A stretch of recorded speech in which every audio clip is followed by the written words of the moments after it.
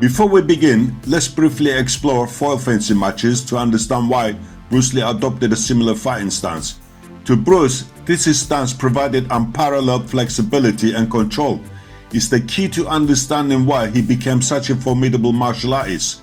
And remember, what you're about to witness isn't a fight, and not like some people claiming this is a fight, but rather a gentle sparring session, akin to a teacher guiding a student, or a teacher showing his student how to protect himself in a dojo. Today we shall delve into a fascinating historical clip featuring Bruce Lee's 1967 demonstration at the Long Beach tournament at the gracious invitation of Ed Parker. During this demonstration, Bruce Lee showcases revolutionary martial art, Jeet Kune Do, and it's worth noting that while some observers interpreted this as a fight, it was far from a true combat scenario. Rather, it was a demonstration of the art, with Bruce emphasizing the unique attributes of Jeet Kune Do. What struck me most during this demonstration is how elegantly Jeet Kune Do distinguishes itself from other martial arts. Bruce Lee's movements, particularly his footwork and his leading hand, bore a striking resemblance to the finesse of fencing.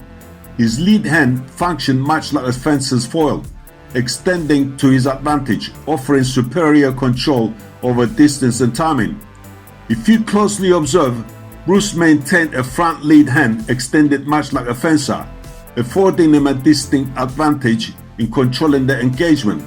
This allowed him to masterfully manipulate the distance and timing, enabling him to anticipate his opponent's actions with remarkable precision. This is why Bruce possessed such extraordinary reflexes, not only with his hands but also in his footwork. Bruce Lee's stance itself is iconic, granting him the ability to execute swift kicks without compromising his balance. He retained control over his stance, always prepared for both offensive and defensive maneuvers, even when crossing his legs. In real combat situations, Bruce will have adopted a proper fencing stance, constantly anticipating his adversary's moves while maintaining the perfect distance for attack or retreat. Much like fencers gauge the distance with the lead hand, Bruce will have done the same. His bent knee allowed for an instantaneous front leg kick to any part of his opponent's body, all of which is evident in this light sparring match. If you look at the way Bruce extended his lead hand and jabs or punches is straight, just like using a sword to stab an opponent. Well, Bruce, his front hand had lots of power, as it was demonstrated later on with his 1-inch punch, just by extending his front lead hand. And his front knee bent, well, it was giving him a super fast front leg kicks. This is all apparent later on in his movies. If you look at the fencers, the way they move like a pendulum backwards and forwards and bending on both knees, well, Bruce had the knack to balance on both feet. You can see this later on in his movies.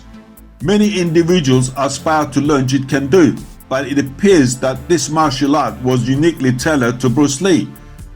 To date, no one has truly mastered the essence of Jeet Kune Do. I believe the key lies in Bruce Lee's parallel reflexes, his distinct stance, and his ability to read his opponent, among numerous other factors that he flawlessly embodied. In conclusion, Bruce Lee was undeniably a formidable martial artist, especially considering his era.